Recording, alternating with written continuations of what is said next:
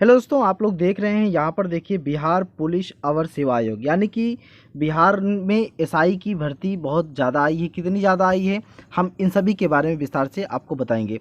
देखिए दोस्तों, क्या है कि यहाँ पर आप देख सकते हैं कि इसकी एक वेबसाइट दे रखी है www.bpssc.bih.nic.in, यानी कि जो ये वेबसाइट की ऑफिशियल वेबसाइट पर यहाँ पर ये देखिए, यहाँ पर जो विज्ञापन संख्या है 2/2/2023 है। ठीक है, तो देखिए यहाँ पर देखिए कि पुलिस सब इंस्पेक्टर की वैकेंसी आई है और जो ये वैकेंसी है 1275 की वैकेंसी। कितना है आप ध्यान से देखिए, यहाँ पर 1275 वैकेंसियाँ हैं। अब एक चीज़ यहाँ पर देखिए क्या खास बात है, इन पदों पर नियुक्ति हेतु प्रतियोगिता परीक्षा आयोजित की जाएगी। इसके लिए विज्ञापन संख्या कब से भैया 2/2023 जारी किया जा रहा है और ऑनलाइन जो आवेदन पत्र है भरा जाएगा वो 5 अक्टूबर तक भरा जाएगा, यानी 5 अक्टूबर से शुरू किया जाएगा। आज तारीख है 30 सितंबर और अगले पाँच छः दिन में इसका फॉर्म भरा जाएगा, यानी कि 5 अक्टूबर से फॉर्म भरा जाएगा। अब इसका लास्ट डेट कब है? इसका लास्ट डेट आपको बता दें 5 नवंबर को इसका लास्ट डेट है। कब है इसका लास्ट डेट? 5 नवंबर, यानी कि 1 महीने का ड्यूरेशन पूरा मिलेगा। 5 अक्टूबर से शुरू किया जाएगा फॉर्म भरना और 5 नवंबर तक इसका फॉर्म भरा जाएगा। इसमें हम कुछ खास बात आपको बताने वाले हैं। यहाँ पर देखिए पॉइंट नंबर 2 पे देखिए, यहाँ पर क्या लिखा है, उक्त पदों पर चयन के लिए बिहार पुलिस अवर सेवा आयोग द्वारा अभ्यर्थियों से ऑनलाइन आवेदन प्राप्त किया जाएगा। एक अभ्यर्थी द्वारा मात्र एक ही ऑनलाइन आवेदन पत्र भरा जा सकता है। यानी कि कहने का मतलब ये है कि जो आयोग है उन्होंने क्या काम किया है, उन्होंने कहा है कि अगर कोई अभ्यर्थी इसका फॉर्म भरता है तो वो एक बार फॉर्म भर सकता है, ऐसा नहीं कि वो 2 फॉर्म भर सकता है। तो मतलब कुल मिला के पारदर्शिता लाने की इन्होंने कोशिश किया है। यहाँ पर हम आपको और नीचे स्क्रॉल करते देखते हुए चलते हैं। यहाँ पर देखिए आवेदन भरने के लिए जो पात्रता इन्होंने क्या रखा है कि इंडियन होना अनिवार्य है। इन्होंने ऐसा नहीं कहा कि सिर्फ बिहार का ही निवासी ऐसा हो, लेकिन उन्होंने किया पूरे भारत के नागरिक कोई भी कहीं का भी हो, अब भारत का नागरिक होना चाहिए, वो फॉर्म भर सकता है। इसमें पुरुष, महिला और थर्ड जेंडर का ऑप्शन भी दिया है, यानी कि थर्ड जेंडर का ऑप्शन भी दिया है। पुरुष भी भर सकते हैं, महिला भी और थर्ड जेंडर भी भर सकते हैं। यहाँ पर देखिए जो शैक्षणिक योग्यता है, उन्होंने कहा है कि 1/8/2023 तक किसी भी मान्यता प्राप्त यूनिवर्सिटी से आप नॉर्मल ग्रेजुएशन कर रखे हों या फिर मतलब पास होना अनिवार्य है। उसके लिए फिर इन्होंने उम्र सीमा की गणना की है, 1 अगस्त 2023 से इन्होंने उम्र सीमा की गणना किया है। यहाँ पर एक चीज़ खास बात आपको बता देते हैं कि अगर आप ये फॉर्म भरते हैं तो आपको ये चीज़ को जो है मतलब अपने दिमाग में ये रख लेना है कि इसकी जो मतलब फॉर्म भरते वक्त जो हाई स्कूल में आपका डाटा है ना, जैसे कि नाम हो गया, डेट ऑफ बर्थ हो गया, पिता का नाम, माता का नाम, नंबर जो भी है, जो हाई स्कूल में एग्जैक्ट है वही फॉर्म भरना है। अगर मिसमैच होता है तो आपको मौका भी नहीं मिलेगा। इस चीज़ को ध्यान रखना है, मिसमैच नहीं होना चाहिए।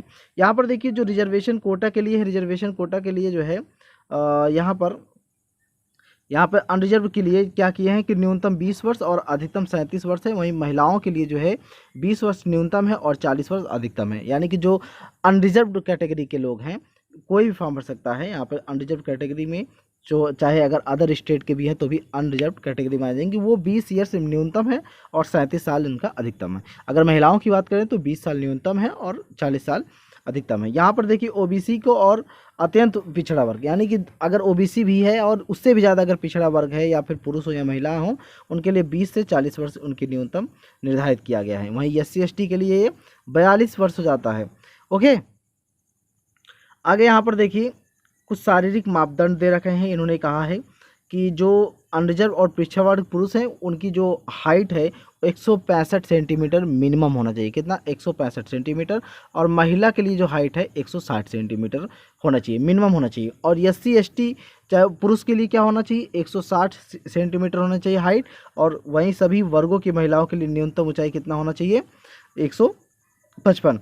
यानी कि जो हमने यहाँ पे आपको बताया था 160, यहाँ पे ध्यान, ये जो ओबीसी में तो है लेकिन उससे भी ज़्यादा अगर पिछड़े हैं तो उनके लिए 160 सेंटीमीटर है। ओके, यहाँ पे देखिए सीना कितना होना चाहिए? 81 सेंटीमीटर, वो भी बिना फुलाए पुरुषों के लिए। और फुलाकर 86 सेंटीमीटर होना चाहिए। फुलाने के बाद कम से कम 5 सेंटीमीटर का अंतर होना अनिवार्य है, यहाँ पर ये बात है। और वहाँ पे अनुसूचित जनजाति या जाति के लिए क्या है 79 सेंटीमीटर है, वो भी बिना फुलाए, और जब फुलाएंगे तो वो 84 होना चाहिए। फुलाने के बाद यहाँ भी 5 सेंटीमीटर का अंतर होना चाहिए। अब महिलाओं के लिए सीना की मापी आवश्यकता नहीं है। और अच्छा, एक बात और है कि अगर कोई महिला फॉर्म भर रही है तो उनका वजन जो है, न्यूनतम वजन कितना होना चाहिए, 48 किलोग्राम होना चाहिए। 48 किलोग्राम से अगर वजन उनका कम है तो फॉर्म भरने के लिए एलिजिबल नहीं है। यहाँ पर देखो, यहाँ लिखा है आवश्यक है। अगर किन्नर की बात करें, यानी जो ट्रांसजेंडर हैं, जो थर्ड जेंडर हैं, अभ्यर्थी के लिए शारीरिक मापदंड, शारीरिक दक्षता परीक्षा का मापदंड पिछड़े वर्ग की महिला अभ्यर्थियों के समान ही होगा। ओके, अब यहाँ पर एक चीज़ और ख़ास बात है, यहाँ पर नियुक्ति की प्रक्रिया क्या है। देखिए, इसमें जो है लिखित परीक्षा होगी, और जाहिर सी बात है कि जो प्रारंभिक परीक्षा होगी, देखिए यहाँ पर 200 अंकों का होगा और प्रश्नों की संख्या होगी 200, समय होगा 2 घंटा। इसमें सामान्य ज्ञान और समसामयिक मुद्दे संबंधित इसमें शामिल होंगे। एक चीज़ और है कि अगर इसमें 30% से कम अंक आप अगर प्राप्त करते हैं, है ना, 30% से अगर कम अंक आप लेके आते हैं तो आप असफल घोषित हो जाएंगे। तो कहने का मतलब है कि मिनिमम आपको 30% अंक हासिल करना अनिवार्य है। ओके, उसके बाद फिर क्या होगा, जब आप पास होंगे तो उसके 20 गुना, यानी कि जो पद है, जैसे 1200 लगभग पद है, तो 1200 के 20 गुना को पास करवाएंगे, है ना। कितना गुना, 20 गुना। उसके बाद मुख्य परीक्षा में क्या होगा, प्रारंभिक परीक्षा, यानी कि जब प्री में आप जो है सफल हो जाएंगे, उसके बाद मेंस होगा। मेंस में क्या होगा, 2 पत्र होंगे। पहला क्या होगा कि 200 अंकों का सामान्य हिंदी का होगा, वो भी 2 घंटे का होगा, 100 प्रश्न होंगे। इसमें भी आपको 30%, यानी कि 30% न्यूनतम आपको पास होना अनिवार्य है। यहाँ पे भी आपको पास होना अनिवार्य है, अदरवाइज अगर आप ऐसा नहीं हो पाएंगे आपको अयोग्य घोषित कर दिया जाएगा।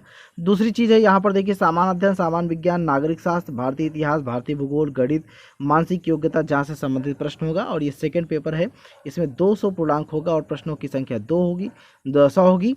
और यह यहाँ भी टाइमिंग वही है।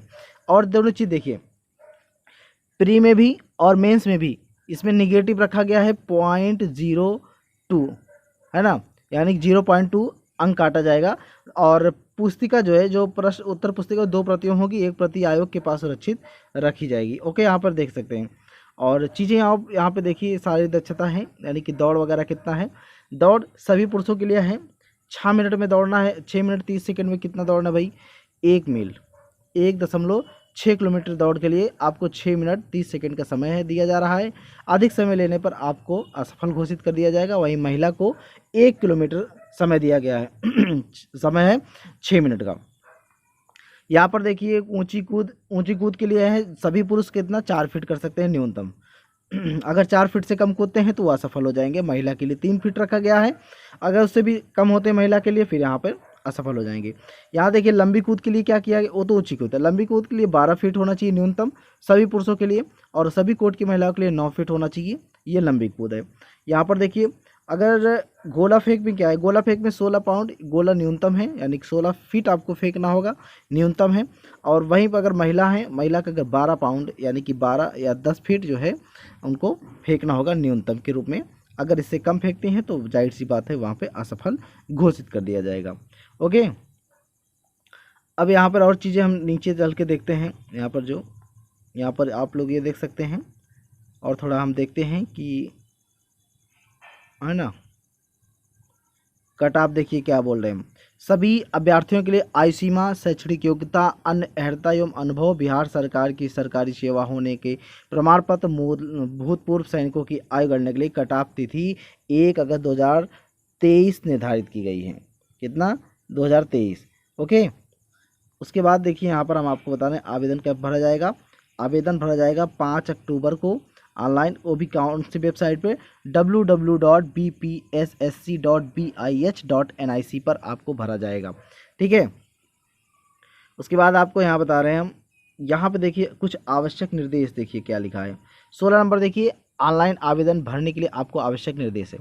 ऑनलाइन आवेदन पर भरने के लिए वेबसाइट पर आवश्यक दिशा निर्देश उपलब्ध है। अभ्यर्थियों को सलाह दी जाती है कि आवेदन पत्र भरने से पूर्व सभी दिशा निर्देशों को भलीभांति पढ़ लें। ठीक है, आवेदन पत्र भरने के क्रम में सभी सूचनाएं सही से अंकित है। यदि कोई सूचना झूठी या गलत पाई जाएगी तो आवेदन पत्र को रद्द करने के साथ साथ आवश्यक कानूनी कार्रवाई भी की जाएगी। यहाँ पर ये चीज़ है।